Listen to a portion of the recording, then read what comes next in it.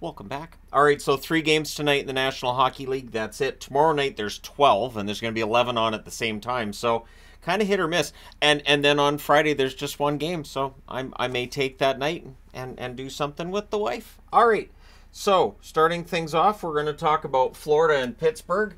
And so now it's Pennsylvania. Pennsylvania teams, I will be saying, did the power play suck? And the answer usually being yes, because Pittsburgh and Philadelphia both going through the same thing on power plays. The difference is Philadelphia is finding ways to win games.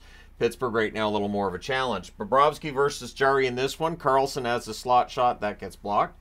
Rodriguez has a rush chance defended. The Penguins press at 2.5 minutes. Bennett has a one-timer. That's held. Panthers press at 4 minutes. Shots are 2-0 Florida at 9 minutes. And there were not very many shots that hit the net in that first period. Delayed game. Penguins have a power play. Did it suck? Well, there's a shorthanded rush by Reinhart. It's killed off, so yes. Penguins block when the Panthers press. Things get pushy on a hold by Jarry. The Panthers press with 6 minutes left. There's a press by Pittsburgh with 3.5 minutes left. Again, there's pressure, there's zone time, there's passing around. They're not hitting the net. Again, not very many shots for both teams due to blocking. 2:46 left. The Penguins get a power play. And as that power play wound down, the Boo Birds are out. That power play is killed off, so it sucked. And there were no shots on that power play either. Things get pushy, punchy at the horn, so we have 4-on-4 to start the second period. No score in the game. Crosby has an early chance. That's held. There's a mask save on Gensel. Penguins draw a power play. Does it suck? Well, they score 10 seconds in, but then there's a missed stoppage challenge. And since the Penguins never, or the Panthers never actually had possession of the puck after it was hit with a high stick and then buried, it comes back. That goal does not count. Malkin's then denied. The rebound's cleared. Smith to Gensel gets picked off. And then as the power play ends, Tkachuk scores on a rush. Rodriguez and Forsling with the assists at 4:28. So it wasn't technically a shorthanded goal. Panthers look for another, and they get it. Gadjevich deflects in. Montour and Stenlund with the assists at 5 minutes. So in less than a minute, Panthers have made it 2-0, and they have very much quieted down the building. Power play for Florida, and they score on it at 8:27. It's Ekblad from Tkachuk and Rodriguez. He wires that one from the right circle. The only thing more frustrating than having a power play that isn't working is when the other team's power play does. So you watch your power play go out, it doesn't do well, and then the other team's power play just clicks. But 2 minutes, a little over 2 minutes later, Rust answers from Gensel and Ruhwedel at 15:24. A goal that was initially given to Gensel, it has officially been changed to Rust. It's the slot shot by Gensel that deflects in. It's Rust that deflects it in. They did challenge it for goalie interference. That fails, so that becomes a power play. Gensel's denied during the power play for the Penguins, so that's killed off. It still sucks. Tkachuk's denied in alone. He draws a power play. That's killed off by Pittsburgh. So we go to the third period with the score 4-1 for Florida. Didn't take a lot of notes in that third period. Good early back and forth. Ruhwedel fires one wide as the Penguins press. Shots are 6-0 Pittsburgh at 5 minutes. And then Florida did a really good job of shot suppression after that. And at 5:35, Lundell scores from Luostarinen. It just goes over Jarry and in. It's a fluke goal, and fluke goals happen. Less than a minute later at 6:07, Ludwig gets his first NHL goal. He gets that from O'Connor and Eller. Then there's a near miss for Barkov and Close. He had a couple of chances in that third period that nearly went in. Panthers press with 2.5 minutes left. In the end, they do win this one 5-2.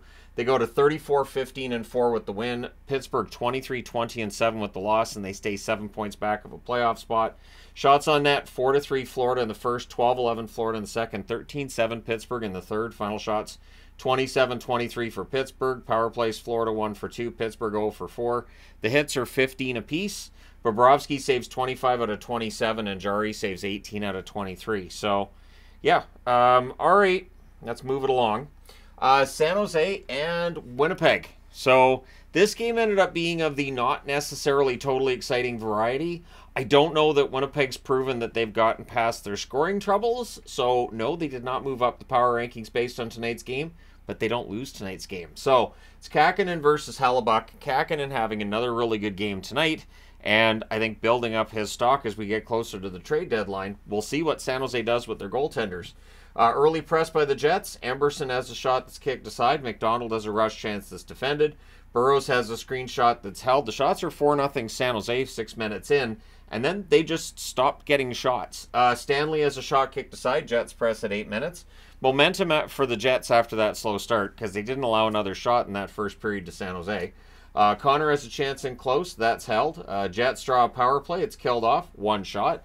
Scheifele can't bury one right after. And then Barron. It's a screenshot that deflects in. Barron gets the goal from Lowry and Pionk at 17:47 to make it 1-0 for the Jets. Jets had 12 straight shots at that point. They ended up with 15 in that period. And then there's a near miss for Monahan in the final minute. So it's 1-0. Could have been worse. And that's basically the storyline for San Jose. This could have been a lot worse. Second period. 10 seconds in, the Jets get a power play. Velarde has a shot that's held. That power play's killed off. Sharks press at 3.5 minutes. Shots are only 1 apiece at 5 minutes. So good shot suppression by both teams early on. Power play for the Sharks, that's killed off. Morrissey has a shot that's caught and held. Granlund to Duclair, near miss there. Sturm's denied on a net drive. The Sharks press with 9.5 minutes left. Niederreiter is robbed on a fast break. Connor to Morrissey, there's a near miss there. Velarde has a net feed, that's picked off. Sharks press with 4 minutes left. The Jets, they have some pressure with 2.5 minutes left. And then the Sharks have a 3-on-2 that's broken up. So there's chances, but no goals in that second period. It remains 1-0. Third period, Sturm with a near miss on a rush. Shots are 3-2 for the Sharks at 4 minutes. Good forechecking by the Jets. Jets press are kept to the outside. Sturm gets shaken up along the boards. Jets with some pressure at the half. Connor has a net feed that gets picked off. The fans call one. The referee does not. Schmidt takes a puck to the face. Hopefully everything's fine there. Jets press with 5 minutes left. The goalie pull doesn't happen until 50 seconds left because the Jets with some good zone time there, and they win this one 1-0. They go to 32-14-5 with the win. The Sharks 14-33-5 with the loss, and there's the Tony the Tiger magnet because Hellebuck was great. Not that he was busy. Shots on net favored Winnipeg the whole way through. 15-4 in the first, 16-8 in the second, and then 8-5 in the third as they really lock it down. Final shots 39-17 for Winnipeg. Power plays San Jose 0-for-1, Winnipeg 0-for-2. Hits were 12 apiece. Kakinen 38 saves on 39 shots. Hellebuck saves all 17. So again, this doesn't necessarily mean Winnipeg's heating up, but they don't allow a goal tonight, so the 3 goals or less allowed. I mean, they've kept that up for most of this run lately, too. So, at any rate, they can't all be fantastic games, and they win it. Speaking of which, the Minnesota Wild continue their run, and the Arizona Coyotes continue their run in the other direction. So, it's Fleury versus Ingram, and Arizona wearing the cactus leg. So, on their breezers, they got the cactus on the side. They got that really nice third jersey. I like it a lot. I know most people don't, at least it seems like most people don't, but I like that third jersey for the Coyotes, and I'm not a fan of word marks. So, good early Coyotes forecheck, the Wild press at 3 minutes. Power play for Arizona, that's killed off. Coyotes then draw a second power play, that was killed off as well. Boldy fires one wide on a turnover. The shots are 7-5 for the Coyotes with 8.5 minutes left, and they stop getting shots. The Wild go to the power play and they score on it. It's Eriksson Ek from Boldy and Kaprizov at 14:01. Matt Boldy's really heated up lately. Good. Matt Boldy's one of the best forwards in the game when he's on it. Wild press with 3 minutes left. With 1:07 left, the Wild get a power play, so it's 1-0 Minnesota. That power play rolls into the second period, where the Coyotes finish the kill. Schmaltz fires one wide as the Coyotes press. There's more Coyotes pressure 4 minutes in. Shots are only 3 apiece at 4.5 minutes. Zuccarello to Rossi, there's a near miss there. Dursey has a shot that nearly fools Marc-Andre Fleury.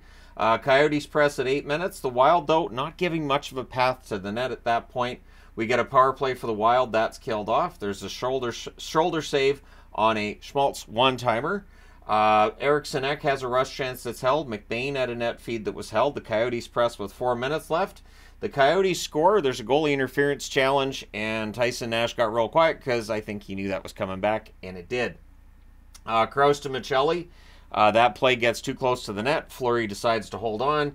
And then Brodin scores from Dewar at 19:39. It deflects in, and it's totally against the flow of play, and it makes it 2-0 for Minnesota. Took some of the air out of the building, too. I say that even though there was a very vocal contingent of Minnesota fans in attendance. So third period, full Coyotes power play to start. Brodin took a penalty at the end of the second period. Vejmelka's in. Ingram was not on the bench. I have not heard why Ingram wasn't in there. There were certain plays in the second period where he could have overextended or hyperextended himself, but yeah, haven't heard yet. We'll see what's going on there. Dursey has a one-timer that's saved. It becomes a 5-on-3.5. There was no stick for Middleton, I should say, but that's killed off.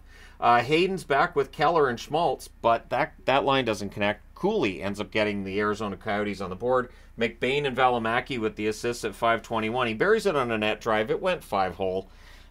Fleury would probably want that back, sure, but Fleury, I think, would be pretty happy with the game he had tonight. We then get a power play for the Wild. There's a shorthanded rush by Krause. That shot deflects out. Killed off. Weren't really any good looks on that power play for the Wild. I thought the Coyotes had the better chances. Kaprizov has a slot shot. That's held. The Wild with some momentum. Things get punchy after a Cooley net crash where he got tripped on his way to the net, so it wasn't his fault that he crashed into Fleury. Everybody ends up being okay. And then, after a net drive, Boldy has one that trickles in. Vejmelka accidentally kicks it in himself. Eriksson Ek with the assist at 11:04. He was just trying to get the puck. He's clapping his pads together. It went right off the back of his skate and into the net. The Wild then draw a power play. That's killed off. The Coyotes press with 4.5 minutes left. They pull the goaltender relatively early. They take a timeout with 1:55 left. 44.7 seconds left. Minnesota ices the puck. There's a post for Schmaltz on a rush. But in the end, Schmaltz just was wide. He was high. Like, Nick Schmaltz had a lot of really good looks tonight. If he keeps playing this way, the puck's going to start going in, but it didn't tonight. Your final score is 3-1. Minnesota goes to 25, 23, and 5 with the win. With the loss, Arizona 23, 25, and 4. Shots on net 20-7. Minnesota in the first, 10 apiece in the second, 13-9 Minnesota in the third. Final shots 43-26 for the Wild. Power plays, Minnesota 1 for 5, Arizona 0 for 3. The hits were 28 apiece. Fleury saves 25 out of 26. Ingram saved 28 out of 30 before leaving, presumably due to injury. And Vejmelka 12 saves on 13 shots in relief. So, let me know your thoughts regarding tonight's games in the comment section below. Don't forget to hit like and subscribe in the event that you haven't done so yet. I forgive you, but make it up for it. Come on, do it. All right, never mind. All right, thank you guys again for all your support. I will talk to you again soon.